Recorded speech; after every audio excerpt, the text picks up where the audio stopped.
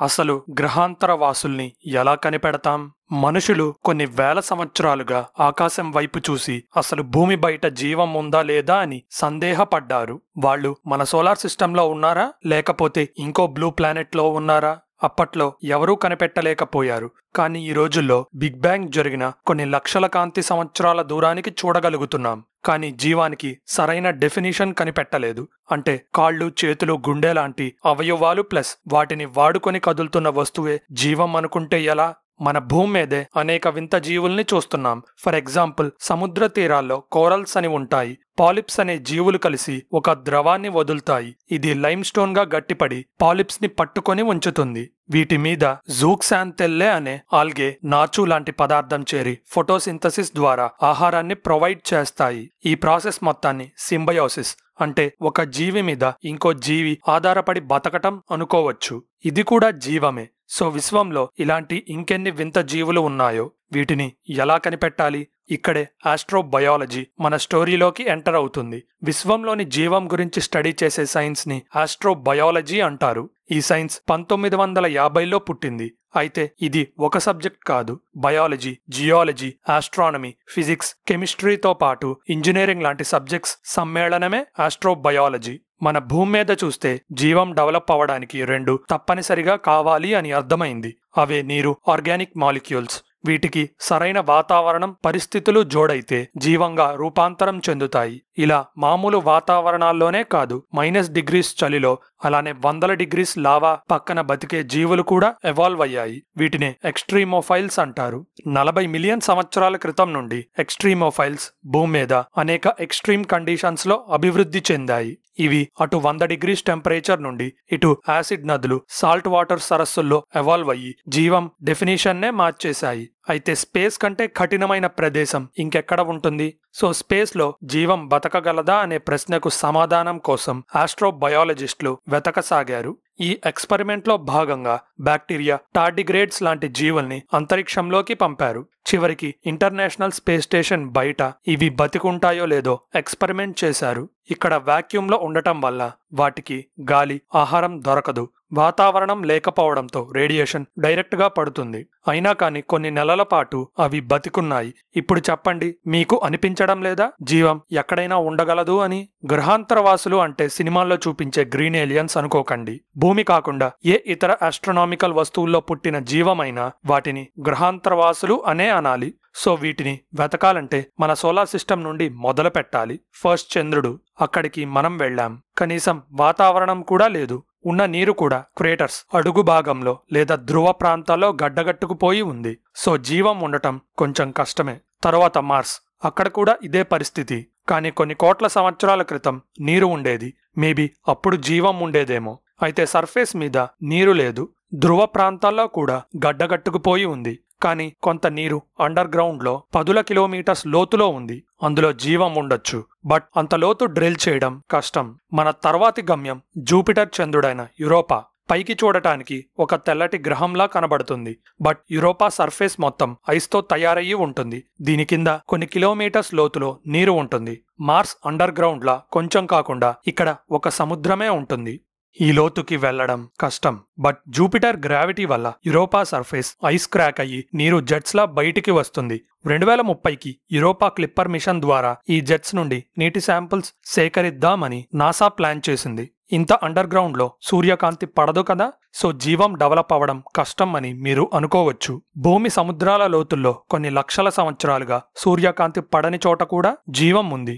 ఇక్కడ hydrothermal vents అని ఉంటాయి. అంటే నేల మీద ఉన్న చిన్న ఓపెనింగ్స్ నుండి లావా వేడి వచ్చి నీటిని వేడి చేస్తుంది. ఈ వేడి చాలు జీవం డెవలప్ అవ్వడానికి. ఇన్ఫాక్ట్ భూమి మీద మొదటి జీవం ఇలానే డెవలప్ అయింది అన్న థియరీస్ ఉన్నాయి. మన తర్వాతి స్టాప్ సాటర్న్ మూన్ అయిన టైటన్. సోలార్ సిస్టంలో దట్టమైన వాతావరణం ఉన్న ఒకే ఒక్క చంద్రుడు టైటన్. ఈ వాతావరణంలో ఎక్కువగా నైట్రోజన్ ఉంటుంది. జీవంలోని ప్రోటీన్స్ తయారవ్వడానికి నైట్రోజన్ చాలా ఇంపార్టెంట్. కసీని స్పేస్ క్రాఫ్ట్ కి ఉన్న రేడార్ పరికరం టైటన్ మీద పెద్ద పెద్ద సముద్రాల్ని గుర్తించింది. సూర్యుడికి ఇంత దూరంలో నీరు ఐస్ గా గడ్డగడుతుంది. బట్ ఈ సముద్రాల్లో ఉండేది నీరు కాదు, మీథేన్ మరియు ఈథేన్. వీటితో పాటే క్రయో వాల్కెనోస్ ని గుర్తించాం. అంటే లావాని కాకుండా నీటిని చిమ్మే పర్వతాలు. ఈ నీరు అండర్ గ్రౌండ్ నుండి వస్తుంది. అంటే టైటన్ కోర్లోని వేడి ఐస్ ని కరిగించి నీరుగా మారుస్తుంది. సో ఈ సముద్రంలో నీటిని వాడుకొని బతికే జీవులు కాకుండా అజోటోసోమ్ అనే సెల్ స్ట్రక్చర్ ఉన్న జీవులు డెవలప్ అయి ఉండాలి. టైటన్ వాతావరణంలో దొరికే వినైల్ సైనైడ్ ని వాడుకొని ఈ జీవులు అజోటోసోమ్ ని తయారు చేస్తాయి. ప్రస్తుతానికి టైటన్ ని స్టడీ చేయడానికి ఏ మిషన్ కూడా ప్లాన్ చేసి లేదు. సో ఇంకా దూరానికి వెళ్దాం. ఎక్సో ప్లానెట్స్ మనకి దూరంగా ఉన్నా వాటిలో జీవం ఉండే అవకాశాన్ని సైంటిస్టులు పరిశీలిస్తున్నారు. భూమికి దూరం ఆధారంగా మన దగ్గర నుండి చాలా దూరం వరకు ఉన్న కొన్ని ఎక్సో ప్లానెట్స్ ని చూడబోతున్నాం. మొదటిది ప్రాక్సిమా సెంటారీ బి. ఇది జస్ట్ 4.24 కాంతి సంవత్సరాల దూరంలో ఉంది. ఇది ఒక సూపర్ ఎర్త్, అంటే భూమి కంటే కొంచెం పెద్దది.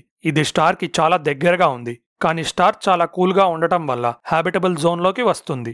సో నీరు లిక్విడ్ రూపంలో ఉండే అవకాశం ఉంది. కానీ ప్రాక్సిమా సెంటారీ నుండి వచ్చే రేడియేషన్ ఎక్కువగా ఉండటం వల్ల అక్కడ జీవం రేడియేషన్ ని తట్టుకొని ఎవాల్వ్ అవ్వాలి. సో నిజంగా అక్కడ జీవం ఉన్నదా లేదా అనే ప్రశ్న అంతే ఉంది. రెండవది రాస్ 128b. ఇది 11 కాంతి సంవత్సరాల దూరంలో ఉంది. దీని స్టార్ యాక్టివిటీ తక్కువగా ఉంటుంది. అంటే హై ఎనర్జీ ఫ్లేర్స్ తక్కువగా వస్తాయి. దీని సైజ్, కాంపోజిషన్ భూమికి చాలా దగ్గరగా ఉంటాయి. ఇది కూడా హ్యాబిటబుల్ జోన్లో ఉంది. సో నీరు లిక్విడ్ రూపంలో ఉండే ఛాన్సెస్ ఉన్నాయి అంటున్నారు. ఇక మూడవ గ్రహం ల్యూటెన్ బి. ఇది 12.2 కాంతి సంవత్సరాల దూరంలో ఉన్న ల్యూటెన్స్ స్టార్ చుట్టూ తిరుగుతుంది. ఇది కూడా సూపర్ ఎర్త్ సైజ్ లో ఉంటుంది. ఇది హ్యాబిటబుల్ జోన్లో ఉండటం వల్ల మెటీ అనే ప్రాజెక్ట్ ద్వారా సిగ్నల్స్ పంపారు. అంటే మనం కమ్యూనికేషన్ మొదలు పెట్టేశాం అని చెప్పొచ్చు. నాలుగవది టౌ సెటీ ఈ మరియు ఎఫ్. ఇవి మనకి 12 కాంతి సంవత్సరాల దూరంలో ఉన్న టౌ సెటీ అనే స్టార్ చుట్టూ తిరిగే ప్లానెట్స్. ఈ స్టార్లో కూడా ఎక్కువ సౌర తుఫానులు పుట్టవు. టౌ సెటీ ఈ మరియు ఎఫ్ హ్యాబిటబుల్ జోన్లో ఉంటాయి. వీటి మీద జీవం ఉందా లేదా అనేది ప్లానెట్ కాంపోజిషన్ మరియు వాతావరణం మీద ఆధారపడి ఉంటాయి. కానీ వీటిని ఎర్త్ కజిన్స్ అని కూడా పిలుస్తారు. ఐదవది టీ గార్డెన్ స్టార్ బి మరియు సి. ఇవి 12.5 కాంతి సంవత్సరాల దూరంలో ఉన్నాయి. ఇవి కూడా ఎర్త్ సైజ్లోనే ఉంటాయి. హ్యాబిటబుల్ జోన్లో ఉండటం ప్లస్ స్టార్ యాక్టివిటీ తక్కువగా ఉండటం వల్ల జీవం ఉండే అవకాశాలు ఉన్న బెస్ట్ క్యాండిడేట్స్లో ఒకటి. ఆరవది ట్రాపిస్ట్ 1 సిస్టమ్. 39 కాంతి సంవత్సరాల దూరంలో ఉన్న ఈ స్టార్ చుట్టూ ఏకంగా 7 ప్లానెట్స్ ఉన్నాయి. వాటిలో 3 ప్లానెట్స్ ఈ, ఎఫ్, జి హ్యాబిటబుల్ జోన్లో ఉన్నాయి. వీటిలో ఎక్కువగా నీరు ఉండే అవకాశం ఉంది. కానీ టైడల్ లాకింగ్ వల్ల ఒకవైపు ఎప్పుడూ రాత్రి, ఇంకోవైపు ఎప్పుడు పగలు ఉండేలా ఉంటాయి. ఇది కూడా one of the most studied systems in astrobiology. ఇక్కడ ఆస్ట్రోబయాలజీ పాత్ర చాలా కీలకం. ఇది జీవం ఎక్కడ ఎలా పుట్టొచ్చో అన్న దానిపై ఆధారపడి ఉంటుంది. అటు భూమిపై ఉన్న ఎక్స్ట్రీమ్ ఎన్విరాన్మెంట్స్ లో జీవం ఎలా బతుకుతోంది అనే రీసెర్చ్, ఇటు ఇతర గ్రహాల మీద కండిషన్స్ ఎలా ఉన్నాయన్నది కంపేర్ చేసి వాటిలో microbial life, biosignatures, atmospheric chemistry ద్వారా జీవానికి సంకేతాలు ఎక్కడ ఉన్నాయో అంచనా వేస్తుంది. ఆస్ట్రోబయాలజీ వల్లే మీథేన్, ఓజోన్, ఫాస్ఫిన్ లాంటి గ్యాస్లు అనేక ఎక్సోప్లానెట్స్ వాతావరణాల్లో డిటెక్ట్ చేశాం. ఇవి జీవానికి సూచనలుగా అంటే బయోసిగ్నేచర్స్ గా వ్యవహరిస్తాయి అని మనకి తెలుసు. భవిష్యత్తులో మనం ఇంకెక్కడ జీవించగలమన్న ప్రశ్నలకు సమాధానాల్ని కనిపెడతామని ఆశిస్తున్నా. ఇలాంటి ఇంట్రెస్టింగ్ స్పేస్ వీడియోస్ చూడాలంటే మన ఛానల్ సబ్స్క్రైబ్ బటన్ నొక్కి బెల్ ఐకాన్ క్లిక్ చేయండి. ఈ ఇన్ఫర్మేషన్ అందరికీ రీచ్ అవ్వాలంటే వీడియో లైక్ చేయటం మర్చిపోకండి.